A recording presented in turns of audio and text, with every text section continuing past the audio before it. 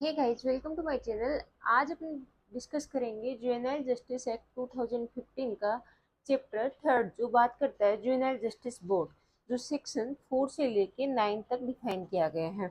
Section 4 क्या बात करता है? सेक्शन 4 बात करता है जुवेनाइल जस्टिस बोर्ड क्या होता है।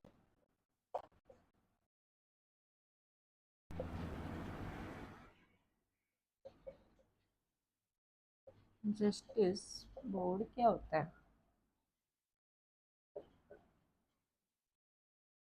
कौन कौन इसमें मेंबर होते हैं, किस प्रकार से उनको नियुक्त किया जाता है, इसके बारे में सेक्शन 4 बात करता है। अब क्लोज फर्स्ट क्या बात करता है इसमें कि note with standing anything content in code of criminal procedure, यानी कि जो क्रिमिनल प्रोसीजर में बात की गई है उसके होते हुए भी स्टेट गवर्नमेंट है वो प्रत्येक जिले के अंदर जुवेनाइल जस्टिस बोर्ड को स्थापित करेगी। जिन बच्चों के लिए जो विधि का उल्लंघन करते हैं, यानी कि चाइल्ड कॉन्फ्लिक्ट विथ लोग जो बच्चे होते हैं, उनके लिए स्टेट गवर्नमेंट है वो प्रत्येक जिले के अंदर एक या एक से अधिक जुवेनाइल जस्टिस बोर्ड का गठन करेगी। कौन करेगा? स्टेट गवर्नमेंट करेगी। किसमें? एवरी डिस्ट्रिक्ट में।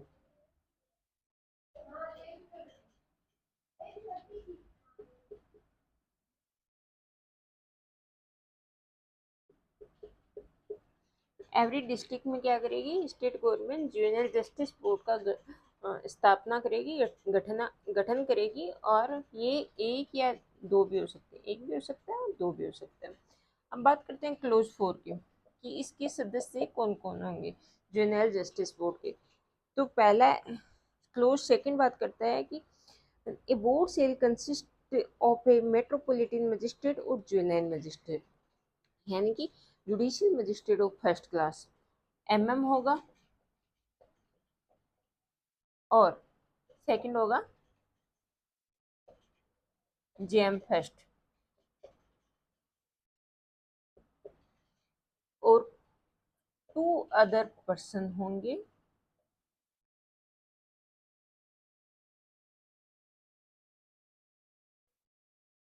जो कि सोशल वर्कर के नाम से जाना जाएगा।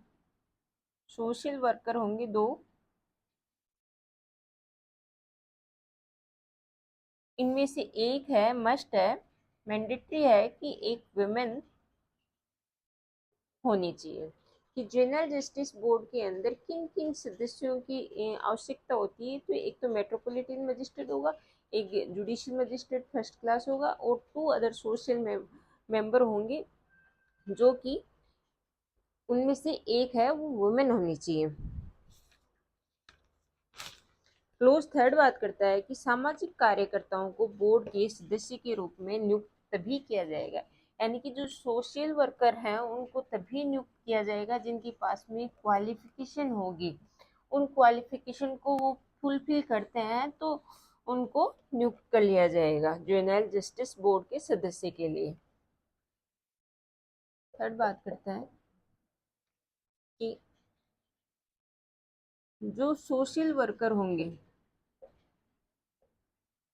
उनके पास में कम से कम 7 ईयर का एक्सपीरियंस होना चाहिए। कि जो सोशल मेंबर हैं दो, उनके पास में 7 ईयर का एक्सपीरियंस होना चाहिए। किसके रिगार्डिंग? चाइल्ड फिलोसफी,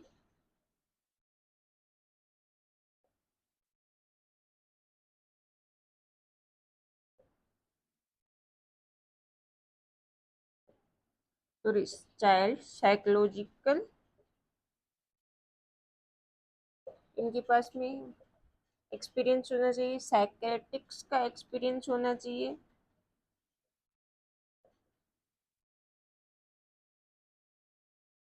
थर्ड है सोशोलॉजी का एक्सपीरियंस होना चाहिए, और लॉ का एक्सपीरियंस होना चाहिए। ये चार एक्सपीरियंस होने चाहिए, तभी उनको, वो भी 7 ईयर के एक्सपीरियंस में, इन चार चीज़ों का अगर एक्सपीरियंस होगा 7 ईयर का, तो उनको सोशल वर्कर है वो नियुक्त किए जाएंगे। किसके द्वारा? वो स्टेट गवर्नमेंट के द्वारा नियुक्त किया जाएगा, मेंबर भी। और कौन कौन से मेंबर हैं जिनको नियुक्त नहीं किया जाएगा? तो ऐसे कौन से पर्सन हैं जिनको नियुक्त नहीं किया जाएगा यूनाइटेड जस्टिस बोर्ड के सदस्य के लिए? क्लोज 4 बात करता है इसके बारे में कि no person shall be eligible for selection as a member of the board if he has any past record of violation of human right। यानी कि उनका कोई पास्ट में ऐसा कोई रिकॉर्ड हो जिनका वायलेशन कर रहा है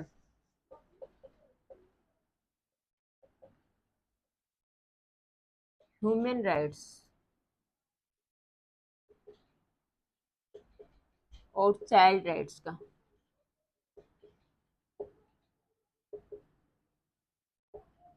उनको भी नियुक्त नहीं किया जाएगा।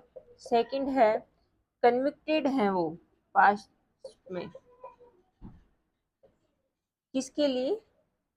मोरल टर्प्यूटेड के लिए,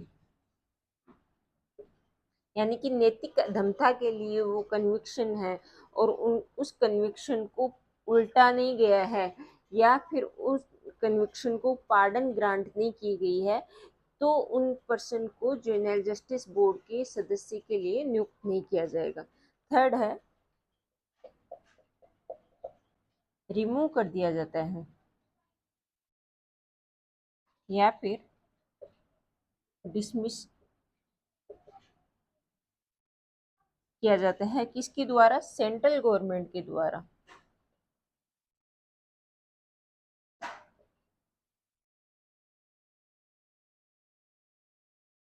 या स्टेट गवर्नमेंट के द्वारा।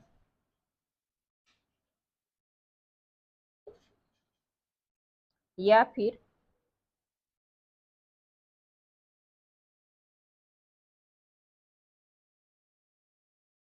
कंट्रोल बाय सेंट्रल गवर्नमेंट और स्टेट गवर्नमेंट, ऐसी अंडरटेकिंग है कॉरपोरेशन ऑन की।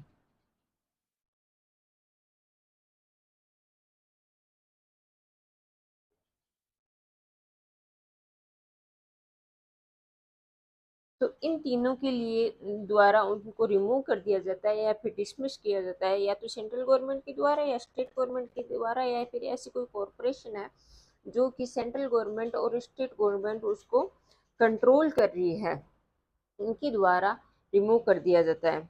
अब फोर्थ है has ever indulged in child abuse or employment of child labor or any other violation of human right or immoral act, कि बालक दुर्व्यवहार या बाल श्रम के नियोजन या किसी अन्य मानव अधिकार का अतिक्रमण या अनैतिक कार्य में लिप्त रहा है, कि चाइल्ड अब्यूज, चाइल्ड का अब्यूज कर रहा है या फिर उसको किसी एम्प्लॉय की तरह यूज में ले रहा है, किसके लिए? चाइल्ड लेबर के लिए।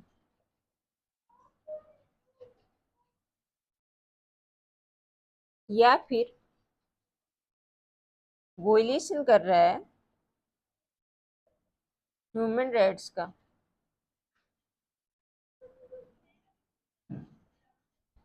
या फिर कोई इमोरल इमोरल एक्ट कर रहा है, तो उनको हटा दिया जाएगा। किन किन चीजों के द्वारा हटाया जाएगा?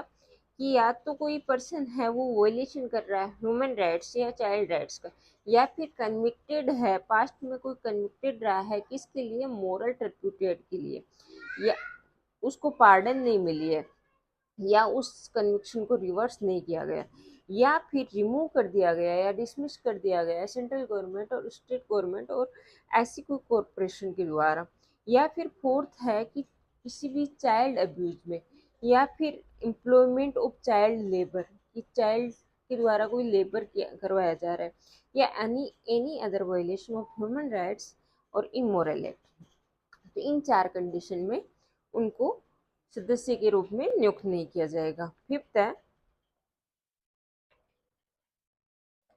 क्लोज फिफ्थ बात करता है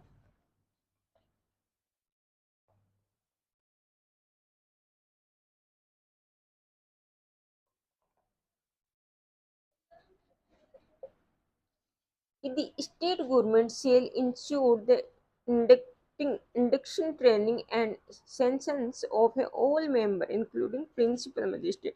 यानी कि उनको सीधा सीधा है कि 60 डेज की ट्रेनिंग दी जाएगी एमएम जुडिशियल मजिस्ट्रेट और 2 अदर जो सोशल वर्कर हैं उनको 60 डेज की ट्रेनिंग दी जाएगी। किसके लिए? प्रोटेक्शन के लिए, रिहेबिलिटेशन के लिए, लीगल प्रोविजन एंड जस्टिस के लिए फॉर चिल्ड्रन। चिल्ड्रन के लिए कोई प्रोटेक्शन है, रिहेबिलिटेशन है या लीगल प्रोविजन है जो कि जस्टिस कर रहे हैं चाइल्ड का, उसके लिए उनको 60 डेज की ट्रेनिंग दी जाएगी। 6 है, कितने दिन की दी जाएगी? 60 डेज की। ये क्वेश्चन है जो प्री में आ सकता है। 6 है, the term of office of the member of the board and the manner in which such member may resign shall be such as may be prescribe. कि डायरेक्टली बात की गई है कि कोई भी मेंबर है वो रिजाइन दे रहा है, त्यागपत्र दे सकेगा, जो भी इसमें प्रिस्क्राइब रूल हैं उनके अकॉर्डिंग वो त्यागपत्र अपना दे सकेगा। प्रिस्क्राइब रूल की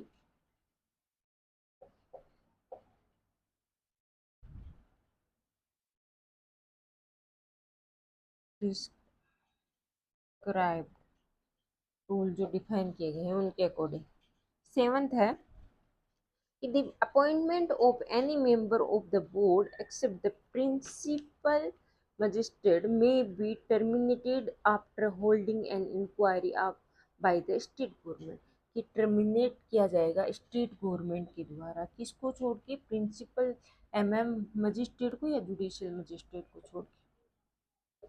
किन कंडीशंस में उनको टर्मिनेट कर दिया जाएगा? फर्स्ट है, इस अधिनियम के अधीन निहित की गई शक्ति के दुरुपयोग का दुष्प्रयोग है, यानी कि misuse of power vested under this act, misuse कर रहा है अपनी पावर्स का। या fail to attend the proceeding 3 month तक वो अब्सेंट रहेगा बिना किसी वैलिड रीजन के।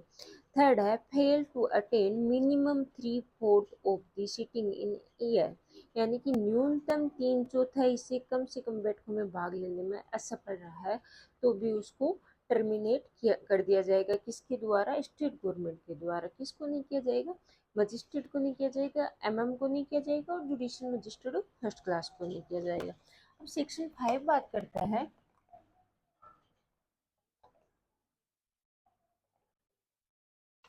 सेक्शन 5 क्या बोलता है कि placement of person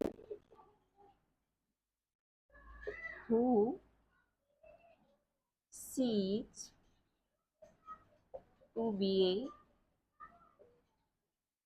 child during process of inquiry। कि उस व्यक्ति का स्थानन जो जांच की प्रक्रिया के दौरान बालक नहीं रह जाता है, यानी कि जांच होती है उसकी प्रक्रिया के अधीन वो बालक नहीं रहता है, चाइल्ड नहीं रहता है, तो उसके लिए क्या किया जाएगा? जहाँ किसी बालक के संबंध में इस अधिनियम के अधीन जांच आरंभ की जाती है, यानी कि इंक्वायरी की जाती है इस एक्ट के अकॉर्डिंग किसी भी चाइल्ड को लेके, तो ऐसी जांच के दौरान वह बालक 18 वर्ष की आयु पूरी कर लेता है। कि जो जिस बच्चे के लिए इंक्वायरी की जाती है, कॉन्फ्लिक्ट विथ लॉ है वो, तो उस टाइम वो 18 ईयर कंप्लीट कर लेता है, वहाँ इस अधिनियम या समय पूर्वक किसी अन्य विधि में अंतर्विष्ट किसी बात के होते भी बोर्ड द्वारा जांच जारी रखी जा सकेगी और उस व्यक्ति के विरुद्ध आदेश इस रूप में पारित किया जाएगा मानो ऐसा व्यक्ति अभी भी बालक ही है। कि इंक्वायरी हो रही है और इंक्वायरी के टाइम पे वो 18 ईयर कंप्लीट कर लेता है तो वो उसको एज ए चाइल्ड मान के ही इंक्वायरी करेंगे। 6 है, सेक्शन 6 बात करता है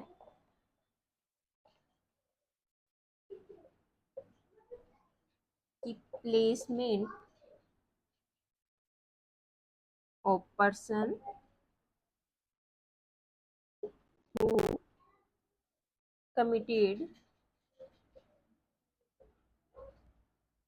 an offense when person was below the age of 18,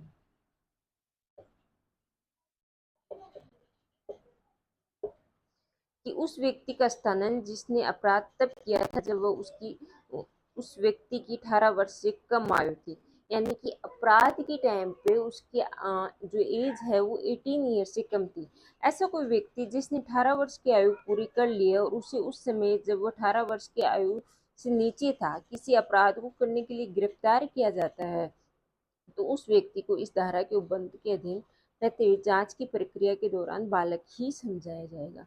कि ऐसा कोई बालक है, फिफ्थ में तो बात की गई, ऐसा कोई चाइल्ड है कि इंक्वायरी के टाइम पे वो 18 ईयर से अबव हो जाता है, तो उसकी जो इंक्वायरी है वो ये समझ के की जाएगी कि वो अभी भी बालक है।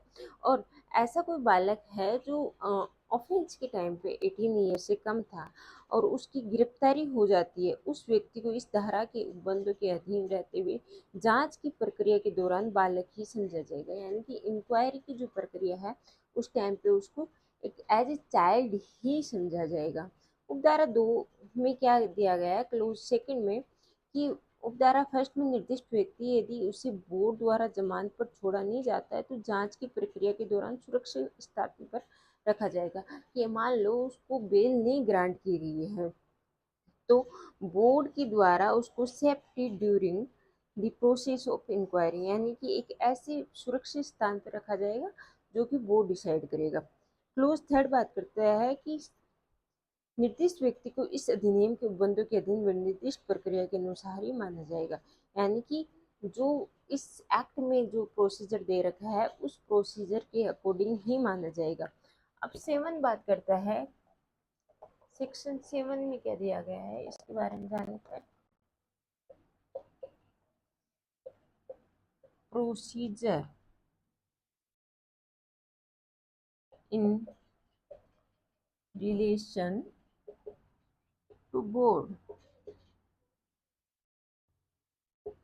कि बोर्ड के संबंध में एक प्रक्रिया क्या होगी, बोर्ड के से रिलेटेड जो भी प्रोसीजर है वो क्या होगा, वो बात करता है 7। बोर्ड ऐसे समयों पर अपनी बैठकें करेगी जो अपनी बैठकों में कारोबार के व्यवहार के बारे में ऐसे नियमों को अनुपालन करेगी जो विहित की जाए, और वह सुनिश्चित करेगा कि सभी प्रक्रियाएं बाल हितैषी हो और यह कि वह स्थान बालक को अभित्रास करने वाला या अनियमित न्यायालय के समान न हो। कि ऐसी कुछ कारोबार के संबंध में प्रोसीजर करेगी, अनुपालना करेगी कि जो प्रक्रियाएं हैं वो चाइल्ड फ्रेंडली हो और venue is not intimidating to the child, does not resemble as a regular court, कि रेगुलर कोर्ट की तरह नहीं देखा जाएगा। सीधी सी बात है, उनके साथ में जो भी बच्चे हैं उनके साथ में एक फ्रेंडली व्यवहार किया जाएगा। क्लोज सेकंड बात करता है कि अगर कोई child in conflict with law है, विधि का उल्लंघन करने वाला बालक है, तो बोर्ड की जब बोर्ड की कोई बैठक न हो किसी विशिष्ट सदस्य के समक्ष पेश किया जाएगा। यानी कि ऐसा कोई बालक है जो कि विधि का उल्लंघन कर रहा है, तो अगर जब उसकी कोई बैठक नहीं होती है, individual member of board, when the board is not sitting, board है वो सिटिंग में नहीं होता है, तो उसको एक इंडिविजुअल मेंबर के पास में पेश किया जाएगा। थर्ड है, बोर्ड के किसी सदस्य के अनुपस्थित होते हुए भी कार्य कर सकेगा और बोर्ड द्वारा पारित कोई भी आदेश कार्रवाइयों के किसी प्रक्रम के दौरान केवल किसी सदस्य की अनुपस्थिति के कारण ही अविधि मान्य नहीं हो जाता है। ये ऐसे कोई प्रोसीजर चल रहा है और बोर्ड का कोई मेंबर है वो प्रेजेंट नहीं हो पाता है, तो उस कार्रवाई को अविधि मान्य यानी कि अलीगल नहीं माना जाएगा। प्रोवाइडेड दे रखा है जो कि काफ़ी इम्पोर्टेंट है, परंतु मामले के अंतिम निपटारों के समय या सेक्शन 18 की क्लोज थर्ड के अधीन कोई आदेश करने में कम से कम 2 सदस्य जिसके अंतर्गत एक मजिस्ट्रेट होगा ये उपस्थित रहेंगे। कि जो 18 की क्लोज थर्ड बता रही है कि कोई अगर ऐसा कोई जजमेंट पारित करता है, कोई ऐसी कोई ऑर्डर पारित करता है, तो प्रिंसिपल मजिस्ट्रेट और at the time final disposal, उस जजमेंट के फाइनल डिस्पोजल के टाइम पे एक तो प्रिंसिपल मजिस्ट्रेट होने चाहिए और 2 मेंबर हैं वो मौजूद होना चाहिए। ये एक मैंडेटरी है। क्लोज 4 बात करता है बोर्ड के सदस्यों के बीच अंतरिम या अंतिम निपटारे में कोई मतभेद होने की दशा में बहुमत की राय अभिप्राय होगी। यानी कि अगर बोर्ड के जो मेंबर हैं उनके बीच में मतभेद हो जाते हैं तो किसकी राय अभिप्राय होगी? बहुमत की राय से देखा जाएगा उसको। किंतु जहाँ ऐसा कोई बहुमत नहीं है वहाँ प्रधान मजिस्ट्रेट की राय ही मानी जाएगी कि जो प्रिंसिपल मजिस्ट्रेट है उन्हीं को ऊपर रखा जाएगा। अब सेक्शन 8 बात करता है बोर्ड की शक्तियाँ, powers, functions and responsibilities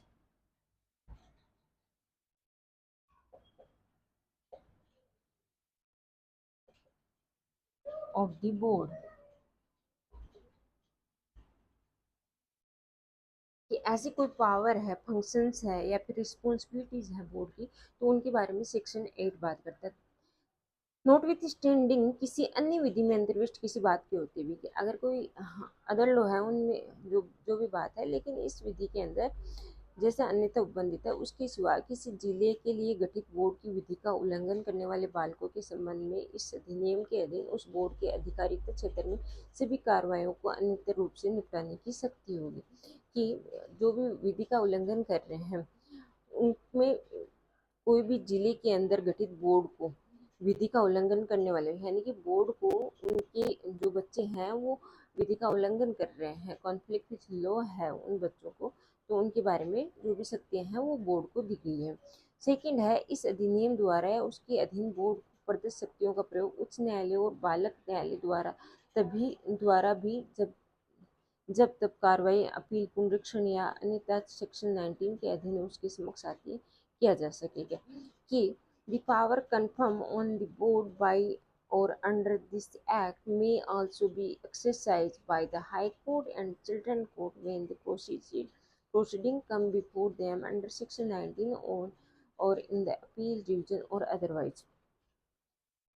third है बोर्ड के कर्तव्यों और उत्तरदायित्वों के अंतर्गत निम्नलिखित भी आएंगे कि उनकी जो भी फंक्शंस हैं बोर्ड की उनमें क्या क्या इंक्लूड किया गया है। कि प्रक्रिया के प्रत्येक क्रम पर बालक और माता पिता या संरक्षक की सूचनाबद्ध सहभागिता को सुनिश्चित किया गया, कि इंश्योर किया गया inform participation of the child and the parent और guardian every step of process. Second है ये सुनिश्चित किया गया है कि बालक के अधिकारों की, बालक की गिरफ्तारी, जांच, पश्चातवर्ती देखरेख और पुनर्वास की संपूर्ण प्रक्रिया के दौरान सुरक्षा हो। थर्ड है विधि सेवा संस्थाओं के माध्यम से बालक की विधिक सहायता की उपलब्धता हो, यानी कि उनको एक लीगल सर्विस इंस्टीट्यूट भी प्रोवाइड करवाया जाएगा। फोर्थ है बालक के बोर्ड जब कभी आवश्यक हो यदि वह कार्रवाई में प्रयुक्त भाषा को समझने में असमर्थ है तो उनको एक द्विभाषी यानी कि इंटरप्रेटर या फिर कोई ट्रांसलेटर है वो भी प्रोवाइड करवाया जाएगा। फिफ्थ है परीक्षा अधिकारी, या यदि परीक्षा अधिकारी उपलब्ध नहीं है तो बालक कल्याण अधिकारी या किसी सामाजिक कार्यकर्ताओं को मामले का सामाजिक अन्वेषण करने और सामाजिक अन्वेषण रिपोर्ट उन परिस्थितियों को अभिनिश्चित करने के लिए जिनमें अभिगतिक अपराध किया गया था उसके बोर्ड के समक्ष प्रथम बार पेश किए जाने की तारीख से 15 दिन की अवधि के भीतर प्रस्तुत करने का निर्देश दिया जाएगा। कि 15 डेज में जो भी रिपोर्ट है वो सबमिट होनी चाहिए। 6 है विधि का उल्लंघन करने वाले बालकों के मामलों का धारा 14 में विनिर्दिष्ट जांच की प्रक्रिया के अनुसार न्याय निर्णायक और निपटारा करना होगा, यानी कि सेक्शन जो 14 में बात की गई है उसी के अकॉर्डिंग उसका निपटारा किया जाएगा। अब क्लोज जी है उसमें क्या दिया गया है कि विधि का उल्लंघन करने के अभिकथित बालकों से जिनके बारे में ये कथन किया गया है कि किसी भी प्रकरण पर देखरेख और संरक्षक की आवश्यकता है, संबंधित मामलों में इसके द्वारा किसी बात को मानते हुए विधि का उल्लंघन करने वाले बालक तत्समय देखरेख की आवश्यकता वाला बालक हो सकता है। समिति और बोर्ड दोनों के उनमें से अंतरित होने की आवश्यकता है समिति को अंतरित करना, यानी कि कोई विधि का उल्लंघन करने वाला बालक है तो उसको समिति को अंतरित किया जाएगा। फिर एच में है मामले का निपटारा करना, अंतिम आदेश पारित करना जिसके अंतर्गत बालक के पुनर्वास के लिए विशिष्ट देखरेख की योजना भी है। कि इसके अंतर्गत परीक्षा अधिकारी या जांच जिला बाल संरक्षण एकक या किसी गैर सरकारी संगठन के सदस्य द्वारा ऐसी अनुवर्ती कार्रवाई भी अपेक्षित की जाएगी।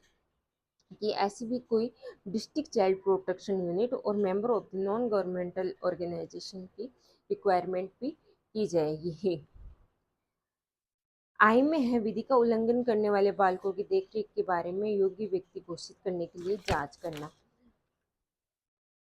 कि विधि का उल्लंघन करने वाले किसी बालक के विरुद्ध इस अधिनियम या तत्समय पूर्वक किसी अन्य विधि के अधीन कारित अपराधों के संबंध में इस बारे में किसी शिकायत पर प्रथम इत्तला रिपोर्ट रजिस्टर करने का पुलिस को आदेश दिया जाएगा। यानी कि कोई बालक है वो कोई विधि का उल्लंघन कर रहा है तो उसको इत्तला दी जाएगी कि आप रजिस्टर करिए जो प्रथम रिपोर्ट है वो।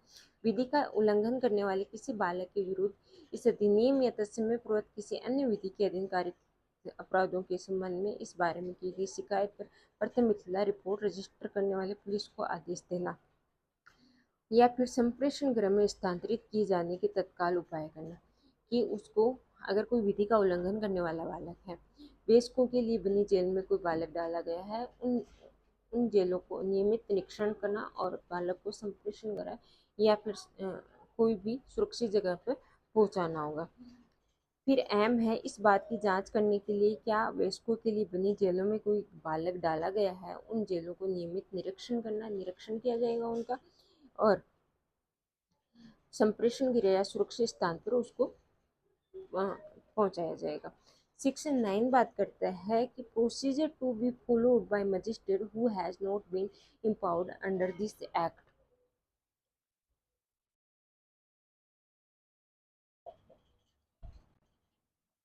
Procedure to be followed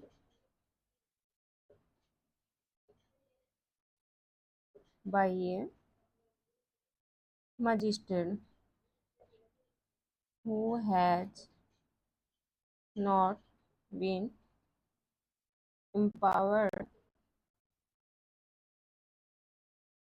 under this act।